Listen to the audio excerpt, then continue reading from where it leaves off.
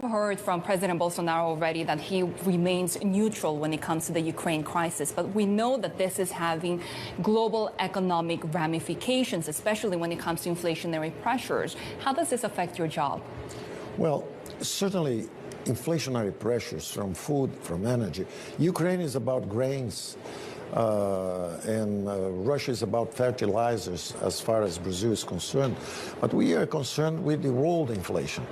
So it's a much more wide impact in the world economy because we are just beginning to recover from the pandemic. So it's not good for the world at all. And Brazil, at the Security Council of the United Nations, voted twice already, and we will vote again, condemning the invasion of Ukraine. Having said that, we wish in a peaceful way this thing is solved as fast as possible, because the world is already in synchronized deceleration. Inflation is going up all over the world, and I think this could only aggravate the future of the world economy. Having said that, Brazil is such a huge commodities exporter, right? So how does that affect your economy broadly, and how synchronized are you to the world economy, actually? Well, this is a very important angle, which is most people think of Brazil, oh, we are raising rates to attract some money, or maybe if there is a crisis and the price of commodities go up, it's good for Brazil. No. Brazil is out of sync with the global economy. The global economy was already in synchronized deceleration when COVID came. And Brazil is in the other direction. The most important thing that is happening in Brazil is the transition from a state-driven economy to a market-driven economy. We had now, at the moment, 828 billion reais, is about $160 billion. And by the end of the year, we will have $200 billion of investment commitments. These are signed contracts. This is not PowerPoints or plans. Signed contracts of private investments in natural gas, oil, cabotage, electric sector, concession of roads, seaports. So Brazil has two Marshall Plans. In the next 10 years, a Marshall Plan to rebuild Europe was about $100 billion. We have two Marshall Plans to rebuild the Brazilian economy. So we are very confident that Brazil is out of sync with the global economy. Will all of that spending, not to mention the spending already promised by the administration when it comes to the credit program, social spending as well, not only exacerbate inflation as well? Well, that's a different track. This is real investment by the private sector for the next 10 years.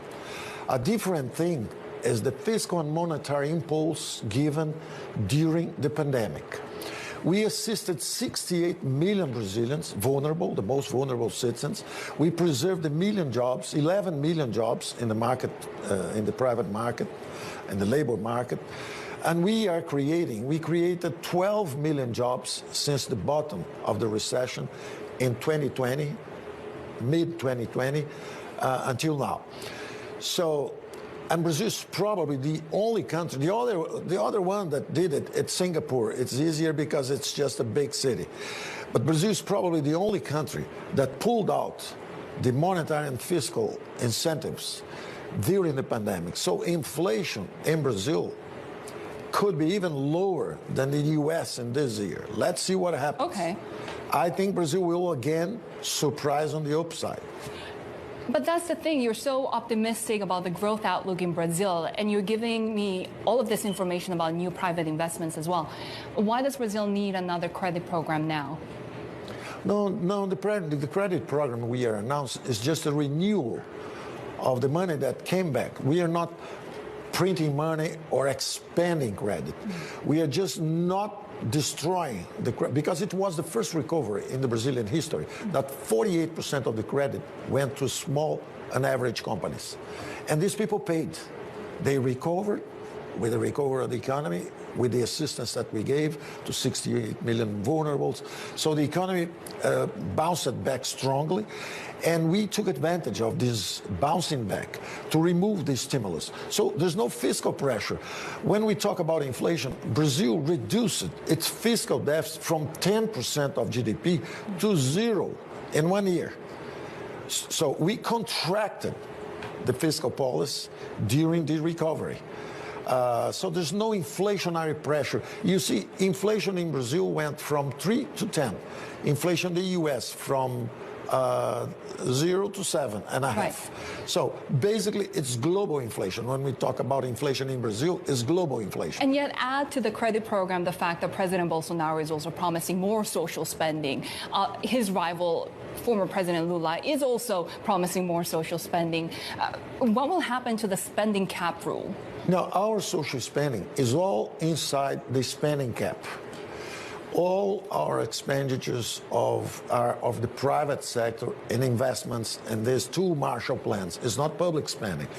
So in our view, inflation will go down from 10%. The target this year is around 5%. We'll reduce inflation. We are, like I told you, probably the only country that removed the monetary and the fiscal stimulus. The Federal Reserve is quite behind the curve.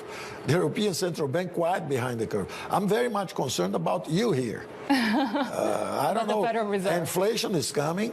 The Federal Reserve has been sleeping at the wheel.